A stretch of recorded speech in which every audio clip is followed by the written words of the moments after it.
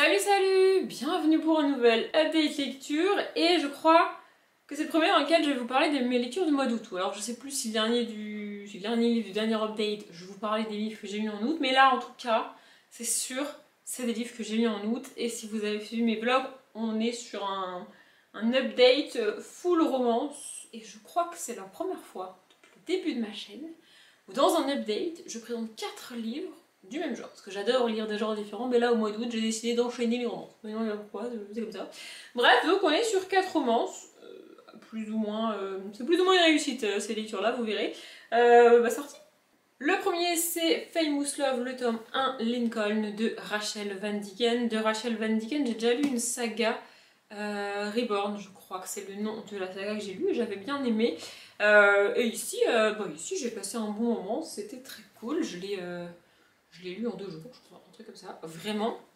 Et c'est le genre de romance qui se lit bien, qui se lit vite, mais quand je l'ai fini, je me dis mais qu'est-ce que j'ai... Enfin, pourquoi je l'ai lu aussi vite? Vraiment, parce qu'en vrai, en y réfléchissant, ça se passe quand même un petit peu trop vite entre les deux personnages principaux, on va pas se mentir, il y a des facilités dans la manière dont la romance est écrite et dans ce qui se passe, mais ça passe bien. Voilà. Ça passe bien, les personnages n'ont pas tapé sur le système, ils sont choux, ils sont mignons, ils se rencontrent, ils tombent amoureux, enfin bref, c'est une romance. On y suit donc Lincoln, le personnage principal masculin qui est un acteur de Hollywood, mais on n'est pas dans le bling bling avec un personnage masculin prétentieux, c'est un truc que je supporte pas. Et je me suis rendu compte au mois d'août que vraiment, les personnages prétentieux, c'est un truc qui me tape sur le système, mais d'une violence. Et là, c'est pas le cas. Voilà, c'est un jeune acteur qui veut réussir et qui débarque pas en mode je suis acteur, je suis plus beau, je suis le meilleur. Non, il fait pas ça. Et le personnage féminin s'appelle Dani.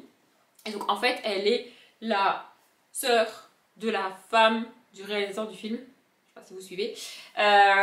Et il se trouve que Dani ne parle plus depuis la mort de ses parents. Enfin, c'est arrivé un petit peu après, mais c'est lié. En gros, elle veut parler, elle sait parler, et elle a juste perdu le... C'est comme si son cerveau et sa bouche ne communiquaient plus, et quand elle veut parler, il n'y a rien qui sort. Donc elle communique principalement par texto. Elle a, je crois, abandonné le lycée, elle a pris une espèce d'année sabbatique, un délire comme ça. Et sa sœur et son mari, donc, lui disent tu vas pas rester sans rien faire, pas possible, c'est-à-dire tu vas devenir l'assistante de Lincoln sur le tournage. Donc ça veut dire l'aider à se préparer, lui faire en sorte qu'il ait ce dont il a besoin, peut-être lui faire répéter son texte s'il en a besoin, tout ça, tout ça. Elle n'a pas vraiment le choix et bah du coup c'est ce qu'elle fait et la romance est entre Dani et Lincoln. C'est vraiment une romance très chou, très mignonne, avec un sujet quand même très lourd parce que tout tourne autour pour Dani en tout cas, du fait qu'elle ne parle plus, qu'elle aimerait reparler, comment déclencher, enfin redéclencher la parole, comment retrouver la parole, avec toute cette lourdeur. Elle a perdu ses parents dans un accident de voiture, elle l'a très mal vécu, elle se sent un petit peu coupable de cet accident-là, même si en soi elle y est pour rien. Du coup, le sujet quand même, la charge émotionnelle de Dani est quand même assez lourde, mais ça passe bien, c'est vraiment très fun, c'est vraiment très léger au final, c'est assez ouf.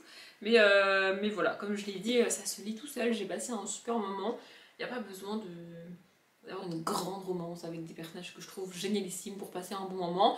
C'était pas ma romance, enfin c'est pas ma romance préférée et ça fera pas partie des sagas qui vont rester gravées dans ma mémoire très longtemps en romance. Mais c'était cool et je lirai la suite. On enchaîne avec un échec total, je l'ai dit en vlog, donc c'est Cooper Training, le tome de Calvin. De Maloria Cassis, pardon, et je parlais de la prétention des personnages qui me tapent sur le système, et je me suis aussi rendu compte que elle ne se manifeste pas de la même manière chez les personnages masculins que chez les personnages féminins. Chez les personnages masculins, en gros, c'est le mec super beau, super musclé, super blablabla, qui le sait et qui passe son temps à se dire je suis le meilleur, je suis le plus beau, je suis le plus grand, je suis le plus musclé, je suis... Voilà, ça c'est insupportable selon moi. Et chez les personnages féminins, en gros, c'est une femme, celle qui est ici, comment elle s'appelle? Elle s'appelle Erin, une femme à qui il arrive des petites galères, tu vois, mais c'est jamais sa faute. La meuf, c'est jamais sa faute, c'est pas sa faute. Elle est toujours en retard, ouais, mais c'est pas de sa faute, elle est toujours en retard aussi. Enfin, franchement, faut se lever tous les matins à la même heure pour aller travailler, c'est relou, c'est pas de sa faute, tu vois. Elle dépense de l'argent qu'elle a pas, oui, mais c'est pas de sa faute aussi, c'est le banquier, il a qu'à il a qu'à pas accepter mes paiements si j'ai pas de sous. Enfin, franchement, je veux dire. Et puis ma mère, elle m'engueule, et puis ma patronne, elle est pas contente, mais c'est de ma faute. Voilà, ça m'insupporte. C'est jamais de sa faute. La meuf n'est responsable de rien, ça me tape sur le système. Bref, pour le résumé, donc on suit Erin, qui est la petite sœur du personnage féminin du tome 1. Et on suit donc Calvin, le personnage masculin, qui est aussi le frère du personnage du masculin du tome 1. Et franchement, on aperçoit leur relation, enfin les prémices de leur relation dans le tome 1, et j'avais vraiment envie de découvrir ça, mais j'ai venu jusqu'à la page 50, début du chapitre 5, et vraiment j'ai craqué. Il me semble qu'on est que dans la tête du personnage féminin.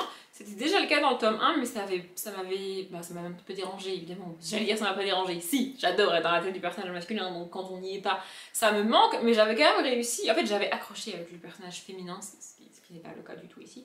Dans le tome 1, j'avais beaucoup aimé, je sais plus comment elle s'appelle, celle du tome 1, mais j'avais vraiment beaucoup aimé, j'avais trouvé ça très cool. Mais alors là, vous avez compris, elle me tape sur le système, je la supporte pas.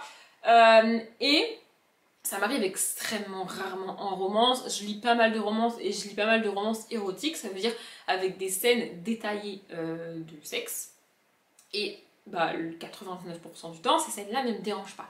Ici, la manière dont elles sont décrites, c'est pas que ça me met mal à l'aise, mais ça me dérange. Je n'aime pas ces scènes, ça m'insupporte, ça me tape sur le système. Vraiment, ça me tape sur les nerfs même. En fait, on a donc Erin qui a un petit garçon et qui... elle vit avec sa sœur, et puis elle a pris son appartement parce qu'elle a eu un job et tout, elle a trouvé un job, donc elle a déménagé avec son fils dans un appartement. Et on a aussi Calvin qui a aussi une fille plus grande que le fils de Erin. Et en gros, ils ont tous les deux, chacun un métier, chacun un emploi du temps, chacun un enfant à gérer, donc tout ça, ça prend du temps. Et ils n'ont pas vraiment le temps d'avoir une relation suivie et sérieuse avec un homme ou une femme, voilà. Et ils décident de se voir de temps en temps quand ils le peuvent et quand l'emploi du temps le permettent pour coucher ensemble. En gros, jusque là, j'ai pas de problème. Mais les scènes de sexe, enfin vraiment, limite t'as l'impression ils se croisent dans la rue, ils se mettent dans une ruelle, ils couchent ensemble et chacun se rhabille, chacun part de son côté. Moi je sais pas comment expliquer, mais moi ça me dérange. Vraiment. Alors ce que je viens de décrire n'arrive pas, en tout cas dans le début du livre, mais franchement on n'en est pas loin. Et moi ça me dérange, vraiment ça me dérange. J'ai déjà lu beaucoup de romances et il y a pas mal de... Enfin il y a certaines romances qui démarrent comme ça avec juste du sexe pour du sexe et puis ensuite ça dérive, tu vois. Mais si jamais... Enfin la manière dont c'est fait ici ça m'a vraiment dérangée. Du coup on a un personnage féminin avec lequel je n'accroche pas, des scènes de sexe qui me dérangent et un personnage masculin inaccessible parce qu'on n'est pas dans sa tête. Vraiment, j'ai lu en vlog la phrase du banquier là qui m'a fait lever les yeux au ciel et j'ai dit stop. Enfin, je veux dire, quand t'arrives à en dire que c'est la faute de ton banquier si t'es à découvert parce qu'il accepte les paiements que tu fais alors que t'as pas d'argent, meuf, enfin je sais, enfin bref, moi ça me dépasse, mais enfin bref, du coup j'ai pas lu ce bouquin là. J'ai le tome 3 et c'est rare que je le fasse, mais je lirai le tome 3 même si j'ai pas lu le tome 2. Voilà, parce que là les personnages ici... dans ce tome là pour moi rien ne va. Le tome 1 est cool, mais alors celui-là c'est juste pas possible. Ensuite j'ai lu Bossman de Vicky Land et on est de nouveau sur une romance que j'ai bouffée en très très peu de temps et que j'ai beaucoup aimé, c'était très cool. Et ici on a un personnage féminin qui passe pas son temps à te dire ma vie c'est de la merde, la vie c'est nul, mais c'est pas de ma faute, je peux rien y faire. Non, on a un personnage féminin qui constate que, qui s'appelle déjà Reese, et qui constate que dans son boulot, ça va plus. La manière dont les choses sont gérées, il y a quelqu'un qui va dire un homme qui va prendre un poste au-dessus d'elle, qui va devenir son chef, et ça lui convient pas, ça lui plaît pas, elle est pas d'accord avec ça, elle peut rien y faire parce que c'est pas elle qui décide dans l'entreprise, mais elle est pas d'accord avec ça, et au lieu de passer 50 putains de pages à t'expliquer que bah oui mais tu comprends, il a été promu parce que c'est le fils de machin, moi j'aurais eu les moyens mais je peux pas, et puis du coup je suis... Elle passe pas 50 pages à gendre et à se plaindre, elle décide de démissionner et de chercher un nouveau job. Et donc, c'est ce qu'elle fait, elle démissionne et elle cherche un nouveau job. En parallèle, elle est célibataire, toujours la même chose, elle passe pas son temps à t'expliquer qu'elle est célibataire, elle a presque 30 ans, sa vie est nulle, sa vie est foutue, elle va finir vieille fille, blablabla. Non, elle essaye de trouver quelqu'un. Elle veut être en couple, elle veut rencontrer quelqu'un, elle se donne les moyens pour rencontrer quelqu'un. Donc elle passe par des applis de rencontre ou je ne sais plus trop, et elle fait plusieurs rendez-vous avec des hommes, parfois pour des trucs pas sérieux, juste du sexe, comme ça arrive souvent, enfin dans les romances je parle, et parfois en espérant quelque chose d'un peu plus sérieux avec un homme en particulier, notamment au début du livre. Et le livre démarre, elle est au restaurant dans un rendez-vous avec un homme qu'elle a rencontré par une appli de rencontre comme ça, sauf que ça marche pas du tout. Genre vraiment, elle est, mais le gars passe son temps à lui parler de sa mère et en fait il fait que parler tout seul, il parle que de sa mère. Au bout d'un moment elle est là, mais je m'en fous de ta mère, enfin, elle lui dit pas comme ça, mais voilà. Et le livre démarre. Elle est dans les toilettes du restaurant en train d'appeler sa meilleure amie et de lui dire meuf, je suis en train de vivre le pire rendez-vous de ma vie, appelle-moi, dis-moi qu'il y a une urgence, que je puisse me barrer d'ici s'il te plaît.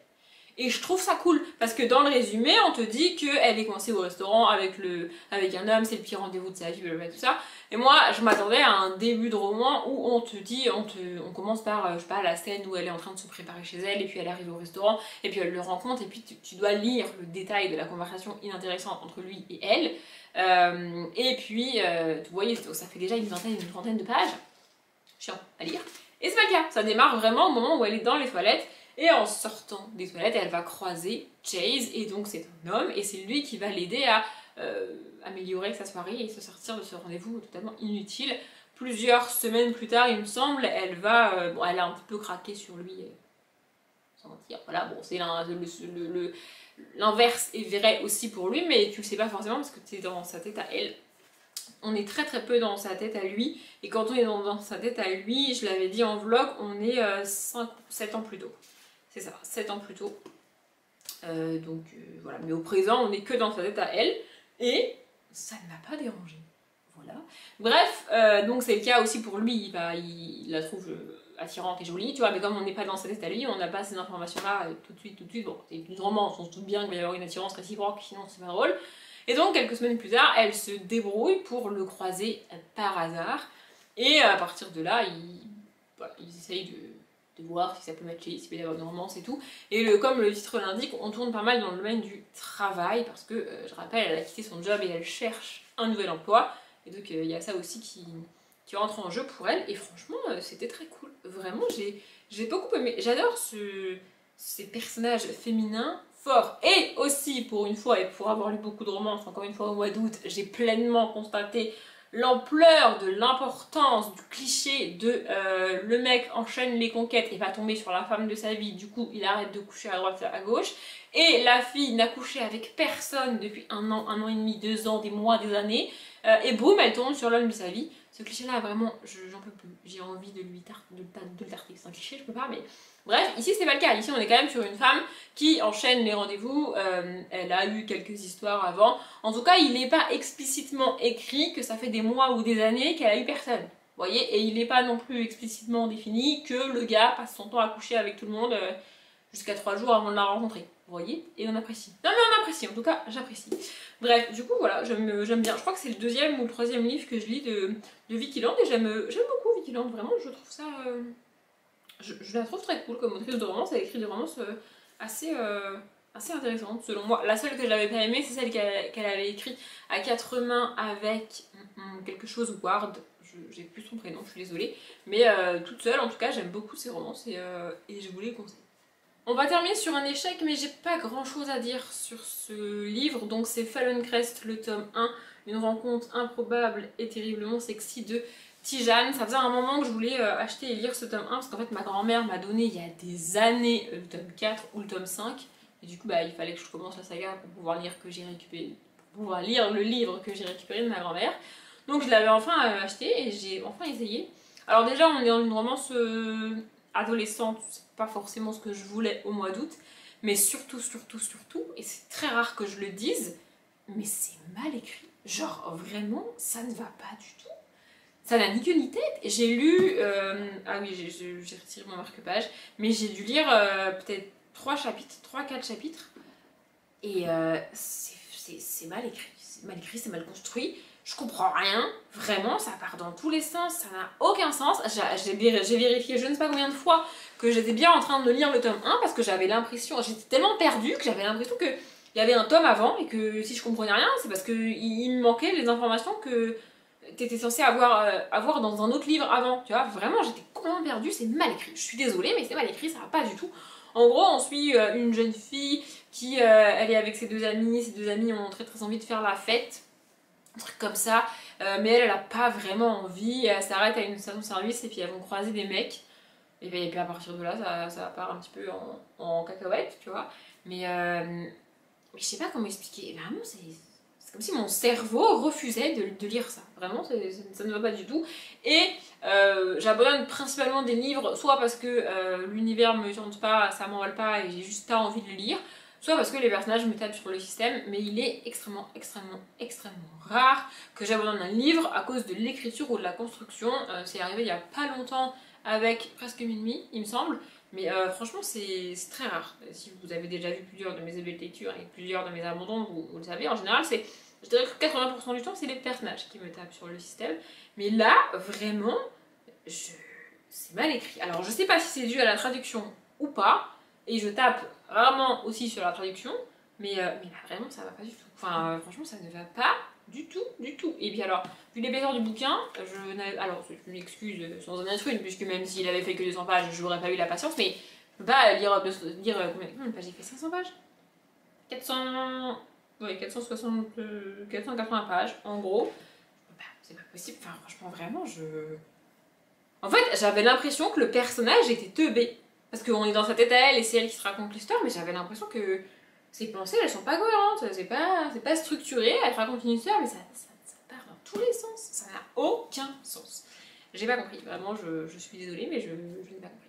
Je sais pas si vous avez remarqué, mais comme sur le mois de septembre, vous avez une vidéo par jour, j'essaye de faire des vidéos un peu plus courtes que d'habitude, sans m'empêcher de dire ce que je veux dire sur les bouquins, mais voilà, je vais essayer de faire des... Enfin, j'essaye depuis le début du mois, bon, moi je parle au futur parce que j'ai pas encore commencé à publier les vidéos à l'heure où je tourne cette update, voyez-vous. Mais le but c'est que les vidéos fassent entre 15 et 20 minutes max, sauf exception, type les pales et le book haul, je sais que ça va être plus long que ça, mais voilà, j'espère que ce mois de vidéos vous plaît et que cette update lecture vous a plu. Je m'arrête là, comme d'habitude je vous souhaite une bonne journée, un bon après-midi, un bon appétit ou une bonne nuit, et je vous dis à demain.